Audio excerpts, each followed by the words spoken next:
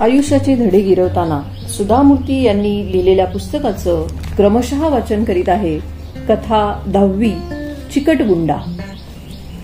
काही वर्षापूर्वी मी गावाला जायला निघाले होते. मी ट्रेनच्या डब्यात शिरण्यासाठी तयारीतच होते. एवढ्यात प्लॅटफॉर्मवर दुरून मला व्यंकट चालत येताना दिसला. मी व्यंकटला कितीही गर्दीतून कितीही दूर अंतरावरून ओळखू शकते. तो उंच आणि लुकडा असून नेहमी पांढऱ्या शुभ्र कपड्यांमध्येच असतो. त्याला बघता क्षणी मी घाईघाईनं डब्यात चढले. त्याचं माझ्याकडे लक्ष जाऊ नये म्हणून मी अतोनात काळजी घेतली. मी डब्यामध्ये शिरून घाईघाईनं एसी कूपमध्ये जाऊन माझ्या जागेवर बसले. एकूण 4 जागा होत्या. त्यापैकी 3 जागांवर आधीपासूनच प्रवासी येऊन बसले होते. माझी जागा खिडकीपाशी होती. मी घाईनं बॅगेतून बुक काढून वाचायला सुरुवात केली. इतक्यात माझ्या कानावर शब्द पडले. ओ, तुम्ही आहात होय. माझं नशीब किती चांगलं आहे बघा. नेमक्या तुम्हीच या ट्रेनमध्ये आहात. मी सुद्धा याच ट्रेननी चाललो आहे. मी पुस्तकातून डोकं वरही करून न बघताच मला कळलं की तो व्यंकटच होता. एखाद्या नारळाच्या उंच झाडासारखा तो माझ्या पुढ्यामध्ये होता. हो हो, मी चाचरत म्हणाले. नेहमीप्रमाणेच त्याचं माझ्या बोलण्याकडे काही इतकंसं लक्ष नव्हतं. मगाशी वाटलंच मला तुम्ही डब्याच्या बाहेर उभ्या होतात ना, पण मग अचानक तुम्ही अदृश्यच झालात. त्यामुळे मला खात्री वाटेना. त्यामुळे मग मी तुमच्या शोधात निघालो होतो. आता एवढ्या मोठ्या ट्रेनमध्ये तुम्हाला कुठे आणि कसं शोधायचं हा मला प्रश्नच पडला होता. पण माझं नशीब बघा, मी पाहिलेल्या पहिल्याच डब्यामध्ये तुम्ही मला सापडलात. हा हा हा, असं म्हणून तो मोठ्यांदा हसला आणि विनोद करत म्हणाला, तुमच्या त्या कॉम्प्युटरच्या सर्चपेक्षा माझा सर्च भारी आहे बरं का. मग त्यानं कंपार्टमेंटमध्ये एक वार नजर फिरवली. अरे, इथे तर सगळ्याच जागा भरलेल्या दिसतायत, तो म्हणाला. माझ्या शेजारी बसलेल्या प्रवाशाला तो म्हणाला, सर, आमची दोघांची खूप चांगली मैत्री आहे, पण गेली बरेच वर्षे आमची गाठभेटच झाली नाहीये. तुम्ही प्लीज माझ्या जागी जाऊन बसाल का.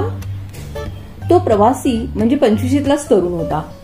कानाला हेडफोन लावून गाणी ऐकत बसला होता. त्यामुळे त्याला व्यंकटचं बोलणं बहुधा नीट ऐकू आलं नसावं. पण एकंदर काय चालू आहे याचा त्याला अंदाज आला आणि तो म्हणाला, तुमचा सीट नंबर काय आहे. त्यानं जागा बदलायला नकार द्यावा अशी मी देवाची प्रार्थना करत होते, पण माझं दुर्दैव, तो तरुण राजी झाला. त्यामुळे आता पुढच्या 8 तासांच्या प्रवासात सर्व वेळ व्यंकट माझ्या शेजारच्या सीटवर असणार होता.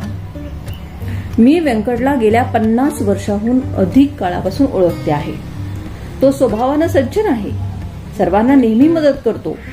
फक्त व्यंकटच्या स्वभावातील एक मेख आहे, ती म्हणजे तो अतिशय म्हणजे खूपच जास्त बोलतो. समोरच्या माणसाचं आपल्या बोलण्याकडे लक्ष आहे की नाही, तो आपलं बोलणं ऐकतोय की नाही याच्याशी त्याला काहीही घेणं देणं नसतं. ट्रेननं स्टेशन सोडलं आणि व्यंकटनं कुठल्या तरी निरर्थक गोष्टीबद्दल बडबडायला सुरुवात केली. जरा वेळानं माझं त्याच्या बोलण्याकडे पूर्णपणे दुर्लक्षच झालं आणि माझं मन भूतकाळामध्ये गेलं. मला या व्यंकटच्या संदर्भातल्या अनेक गोष्टी एक एक करून आठवू लागल्या. शाळेत असताना व्यंकट वादविवाद मंडळामध्ये होता. वादविवाद स्पर्धेमध्ये प्रत्येक वक्त्याला बोलण्यासाठी 3 मिनिटांचा अवधी दिलेला असतो. पण त्यानं बोलायला सुरुवात केली की तो प्रस्तावनेला 4 मिनिटं घ्यायचा. त्याच्या त्या अव्याहत बडबडीचा वर्गातल्या आम्हा सर्वांनाच खूप कंटाळा यायचा. सगळे शिक्षक सुद्धा त्याला वारंवार रागवत, जरा कमी बोलत जा अशी समज देत. पण त्यावर तो खुशाल म्हणायचा, सर, मला शाब्दिक अतिसार झालेला असून त्याला काहीही इलाज चालत नाही. अखेर आमच्या वर्गातल्या सर्वांच्या त्याचं हे वागणं अंगवणीच पडून गेलं. पण तो मात्र काही सुधारला नाही. एकदा आमच्या शाळेत वक्तृत्व स्पर्धा होती. व्यंकटनं भाषण सुरू केलं. खरं तर प्रत्येकाला 3 मिनिटाचाच वेळ देण्यात आला होता. पण आमच्या शिक्षकांना व्यंकटची अति बोलण्याची सवय ठाऊक असल्यामुळे त्यांनी 2 मिनिटांनंतरच घंटा वाजवली. त्याकडे दुर्लक्ष करून व्यंकटचं भाषण तसंच सुरू होतं. परत एकदा घंटा वाजवली. व्यंकटनं आता भाषण थांबवलं. असा इशारा देणारी घंटा झाली म्हणून त्यानं थांबवावं त्यावर त्यानं शिक्षकांसमोर टेबलावर असलेली घंटी खुशाल उचलून खिशात टाकली आणि आपलं भाषण सुरूच ठेवलं. 1 मिनिटानंतर शाळेच्या शिपायानं त्याच्या समोरचा माईकही उचलून नेला. मग मात्र नाईलाजानं व्यंकटला खाली बसावं लागलं.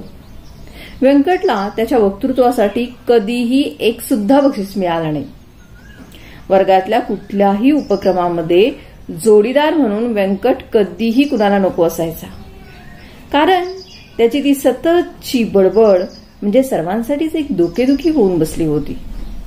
शिवाय तो ज्या गटात असेल त्या गटाचं काम तर कधीच वेळ संपायचं नाही.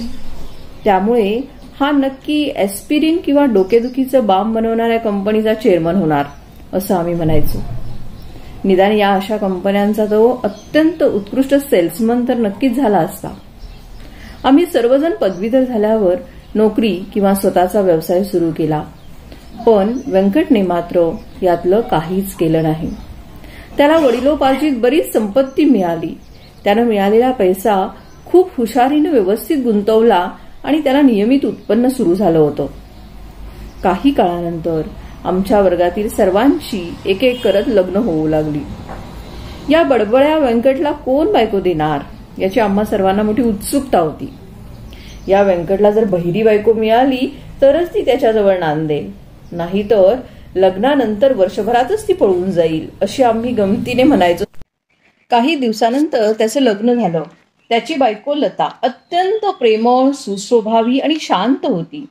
त्यांच्या लग्नाला 1 वर्ष झाल्यानंतर मी एक दिवस लताला विचारलं, लता, तू या व्यंकटचं इतकं जास्त बोलणं कसं काय सहन करतेस? त्यावर ती हसून म्हणाली, त्यात काय, अगदी सोपं आहे. ते बोलू लागले की शेजारी रेडिओ चालू आहे असं समजते. अगं हो, पण रेडिओ आपल्याला बंद तरी करता येतो ना. वेल, मी माझ्यापुरते माझ्या मनाचे दरवाजे बंद करून घेते. इतकंच. तेवढं एक सोडलं तर एक पती म्हणून ते फार चांगले आहेत. ते माझ्याशी आणि माझ्या माहेरच्या माणसांशी अत्यंत कनवाळूपणे वागतात. ते घराकडे नीट बघतात. आता असतात काही माणसाशी बोलकी. लता आपल्या पतीविषयी प्रेमाने बोलली. या व्यंकटला माणसं जमवायची, लोकांना जेवू घालायची, सण समारंभाची अतोनात हौस होती. त्याला जेव्हा बाळ झालं तेव्हा त्यानं आम्हा सर्वांना घरी जेवायला बोलावलं. त्यानं बोलावलेल्या वेळेमध्ये मी तिथे हजर झाले. पण त्याची इतर मित्रमंडळी मात्र मुद्दाम चांगली तासभर उशिरा आली. जितकं उशिरा येऊ तितकी व्यंकटची टकळी कमी ऐकावी लागायची असा त्यांचा होरा होता. मी मात्र इतकी चलाक नसल्यानं तिथे वेळेवर जाऊन पोहोचले आणि फसले. मी व्यंकटच्या घरी पोहोचताच व्यंकटची बडबड सुरू झाली. लताचं गर्भारपण, तिला वेदना सुरू झाल्या त्याचं वर्णन, तिचं बाळंतपण, त्यानंतर त्या बाळाचं लसीकरण आणि त्या क्षणापर्यंतची बाळाची झालेली प्रगती, त्या प्रगतीतला प्रत्येक टप्पा, सगळं कसं अगदी तपशीलवार चालू होतं. आणि बरोबर आणलेली भेटवस्तू तिथेच टेबलावर ठेवून तिथून काढता पाय घ्यावा असं माझ्या सारखं मनात येत होतं. व्यंकटच्या सहवासामध्ये वेळ घालवायचा प्रसंग ओढवलास तर काय खबरदारी घेतली पाहिजे हा धडा मी त्या दिवशी शिकले. मला आणखी एक प्रसंग आठवला. एक दिवस व्यंकट अचानक माझ्या घरी सहज गप्पा म्हणण्यासाठी हजर झाला. व्यंकट स्वभावानं इतका चांगला होता की त्याचं स्वागत न करता त्याला परत पाठवणं माझ्या जीवावर आलं. पण मी त्याला म्हणाले, मी जरा घाईत आहे, तुम्हाला माझ्याशी काही खास काम वगैरे आहे का? नाही, काम असं काहीच नाही आहे.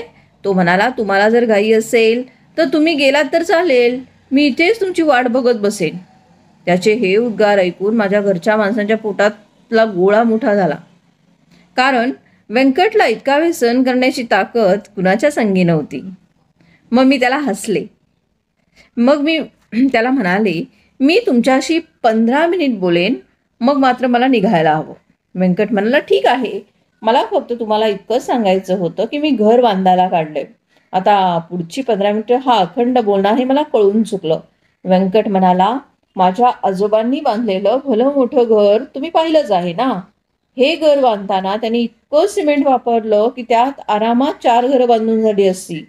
नुसतं स्वयंपाकघरच इतकं मोठं होतं की त्यामध्ये 100 माणसं मावली असती. अगदी एखादं छोटंसं लग्न सुद्धा त्या घरात पार पडलं असतं. ते घर 3 मजली होतं. तुम्हाला माहीतच आहे, माझे वडील एकुलते एक, त्यांना भावंड नव्हतं. त्यांना हे घर वारसा हक्कानं मिळालं. मग त्यांनी त्यांच्या एका वास्तुतज्ञ मित्राच्या सांगण्यावरून त्या घरात काय वाटेल ते बदल केले. लोक जिथून घरात प्रवेश करत ते दारच त्यांनी काढलं आणि घराच्या एका बाजूनं प्रवेशद्वार ठेवलं. त्यामुळे घराच्या कडेला असणारी खिडकी बंद झाली. इतकी सुंदर रेड ऑक्साईडची जमीन होती, तिथे सगळीकडे टाईल्स बसवून टाकल्या. पहिल्या मजल्याच्या भिंती पाडून तिथे त्यांनी प्रवचनासाठी मोकळा सभामंडप बनवला. आता ही प्रवचन ऐकायला येणारे लोक इतके म्हातारे असत की त्यांना जिन्याच्या पायऱ्या सुद्धा चढता यायच्या नाही. मग त्यांच्यासाठी त्यांनी लिफ्ट बनवून घेतली. त्यानंतर त्यांनी झोपायची खोली पाडली. घराच्या नूतनीकरणासाठी त्यांनी इतका पाण्यासारखा पैसा खर्च केला की त्यामध्ये त्यांना एक नवीन घर बांधता आलं असतं. या वडिलोपार्जित घरामध्ये माझ्या वडिलांनी इतके बदल केलेले माझ्या आईला मुळीच आवडले नाही. त्यामुळे हे घर पाडून त्या जागी नवीन बंगला बांध असा तिनं माझ्या मागे लकडा सुरू केला. या घराच्या दुसऱ्या मजल्यावर राहायला माझ्या बायकोला लताला खूप आवडायचं, कारण तिथे राहणं खूप सोयीचं पडायचं. शिवाय घराजवळ चांगल्या शाळा, दुकानं सगळं आहे. शेजार पाजारीही चांगले आहेत, वस्ती चांगली आहे. आमच्या घराच्या समोरच एक मोठी बाग आहे. ते जवळजवळ खाजगी उद्यान असल्यासारखंच आहे, पण त्यांची देखभाल मात्र बंगळुरू कॉर्पोरेशन करतं. कधी कधी तर वाटतं की हे आपल्या मालकीचंच उद्यान आहे. त्याची ती बडबड थांबतच नव्हती. मग मी मध्येच म्हणाले, मला सांगा आता हे घर तुम्ही नक्की कसं बांधणार आहात? त्यावर तो म्हणला, ओ मला तर सर्वांच्याच मनाजोगतं करायचं हवं, सर्वांनाच खुश ठेवायला हवं. आमच्या घरात लोक आहेत 5, पण मतं विचारला तर 50. आता तर माझा मुलगा सुद्धा सगळ्या चर्चेमध्ये भाग घेतो. आम्ही आता राहतं घर पाडून त्या जागी पूर्णपणे नवीनच घर बांधतोय. मी माझ्याबरोबर घराचा प्लॅनच आणलाय तुम्हाला दाखवायला. एक वेळ बंगळुरू कॉर्पोरेशन माझा हा घराचा प्लॅन मंजूर करेल, पण आमच्या घरचे नाही करणार. त्यामुळे आधी मी तो तुम्हाला माझ्या घरच्यांकडून मंजूर करून घेतला आणि आता कॉर्पोरेशनची मंजुरी मिळवायला चाललोय. त्यानंतर त्यानं तो घडी केलेला प्लॅन उघडून माझ्यासमोर टेबलावर पसरला. मी त्यातल्या काही ड्रॉइंग्सवरून नजर फिरवली, पण मला खरोखरच त्यात काही रस नव्हता. मला वाटलं आता व्यंकटला जायला सांगायची चांगली संधी चालून आली आहे. मी म्हणाले, मला वाटलं तुम्ही आता ताबडतोब कॉर्पोरेशनमध्ये जा, त्यांचं डिपार्टमेंट बंद होईल. ओ तुम्ही त्याची काही काळजी करू नका, माझा एजंट आहे ना तिथे, तिथला अधिकारीच आहे की मला लगेच फोन करायला सांगितलंय मी त्या एजंटला. आणि त्यात तर त्याची जेवणाची सुट्टी असेल ना, त्यामुळे जरा वेळ तो अधिकारी येणारच नाही. आता हा व्यंकट अजून 2 तास असाच माझ्या घरी थांबणार की काय, या विचारानं माझ्या पोटात गोळा आला. जसजसं एक एक मिनिट जात होता तसतशी मी जास्त जास्त कंटाळत चालले होते. पण व्यंकटच्या ते लक्षात सुद्धा आलं नाही. तो म्हणाला, हा प्लॅन बघा, हे घराचं प्रवेशद्वार, ही छोटी खोली दिसतेय ना, तो खरं तर छोटा व्हरांडा आहे, पण इतर ठिकाणी जेवढा छोटा असतो तेवढा छोटा नाही. हा आलेल्या लोकांना चप्पल इथेच काढून आत येता येईल. मी इथे बाक ठेवणार आहे, म्हणजे लोकांना आरामात बसून चपला बूट वगैरे काढता घालता येईल. त्यानंतर आत गेल्यावर आणखी एक व्हरांडा आहे. इथे आलेल्या लोकांचं आम्हाला व्यवस्थित स्वागत करता येईल. औपचारिक पाहुण्यांना बसवण्यासाठी मी इथे सोफा सेट आणि थोड्या खुर्च्या ठेवणार आहे. आता आमच्या सध्याच्या घरात काय होतं, जो कुणी येतो तो मी थेट बैठकीच्या खोलीतच प्रवेश करतो. लताला ते मुळीच आवडत नाही आणि तिनं केलेल्या सूचनांचं मला पालन केलंच पाहिजे, कारण घरात सदा सर्व काळ तीच तर असते. एवढ्यात त्याचा सेलफोन वाजला. तो फोनवर म्हणाला, हो हो ठीक आहे. मी मनातल्या मनात सुटकेचा निश्वास टाकला. कॉर्पोरेशनमधला अधिकारी आलेला दिसतोय, मी मनात म्हटलं, पण त्यानं लगेचच फोन ठेवला आणि माझ्याकडे पाहून तो हसत म्हणाला, कॉर्पोरेशनचा इंजिनियर आज रजेवर आहे. म्हणजे काय? आता आपल्याकडे भरपूर वेळ आहे. मी आता तुम्हाला अगदी प्रत्येक खोलीबद्दल नीट समजावून सांगतो, पण तुम्हाला तसं करण्याची काहीच गरज नाही व्यंकट, मी म्हणाले. आजकाल तर कॉम्प्युटरवर घराची 3 डायमेन्शन चित्र असतात. अगदी प्रत्येक खोलीतून अक्षरशः चालत गेल्याप्रमाणे ती आपल्याला पाहता येतात. हो हो बरोबर आहे तुमचं म्हणणं. बरं झालं मी माझा लॅपटॉप सुद्धा बरोबर आणलेला आहे, मी दाखवत होतोय तुम्हाला. त्यानं घाईत लॅपटॉप उघडला आणि आता ती पूर्ती बंदिवान झाली आहे मला कळून चुकलं. मला ती टीव्हीवर पाहिलेली जाहिरात आठवली, फेविकॉल का जोड है तुटेगा नहीं. मग मीही सगळा धीर गोळा करून उठून उभी राहिले. हा प्रकार इथेच संपवायचा अशा निर्धारानं त्याला म्हणाले, सॉरी व्यंकट, मला बाहेर जायचंय. त्यावर तो हसून म्हणाला, जरा वेळापूर्वी तुमचा ड्रायव्हर जेवायला गेलाय, मला खिडकीतून दिसला ना तो जाताना. आता तुम्हाला नाही तर तो परत येईपर्यंत थांबावंच लागणार आहे. त्यामुळे आता मला तुमच्याकडून 1-2 सूचना हव्या आहेत. एवढं बोलून तो म्हणाला, बरं मग मी कुठे होतो? तुम्ही बराच वेळ इथे माझ्यासमोर बसून आहात, मी उपरोधानं म्हणाले. पण नेहमीप्रमाणेच माझा उपरोध व्यंकटच्या लक्षात आला नाही. तो म्हणाला, ओ, मला असं वाटलं की मी माझ्या घराच्या वरांड्यामध्येच आहे. तो एकीकडे त्याचा लॅपटॉप सुरू करत होता. आता माझी धिटाई जरा वाढत चालली होती. त्याची बडबड थांबवण्यासाठी मी आणखी एक प्रयत्न करून पाहिला. मी उठून सरळ घराच्या दाराच्या दिशेने चालू लागले. चालता चालता म्हणाले, व्यंकट, त्यापेक्षा आपण असं करूयात का, आता मी स्वतःच एक दिवस तुमच्या घरी येईन, तिथे लतासुद्धा असेल, मग आपण एकत्र बसून तपशीलवार चर्चा करूया का? आणि मी घरातून सरळ बाहेर पडले. तोही उठून माझ्या मागोमाग येईल या आशेनं. आता मात्र व्यंकटला उठून बाहेर जाणंच भाग पडलं. चहावाल्या पोऱ्याच्या आवाजाने मी भानावर आले.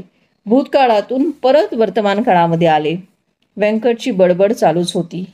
जुने एक एक प्रसंग आठवल्यानंतर आता आज परत त्याची ती नेहमीची बडबड मी सहन करू शकेन याची काही मला खात्री नव्हती.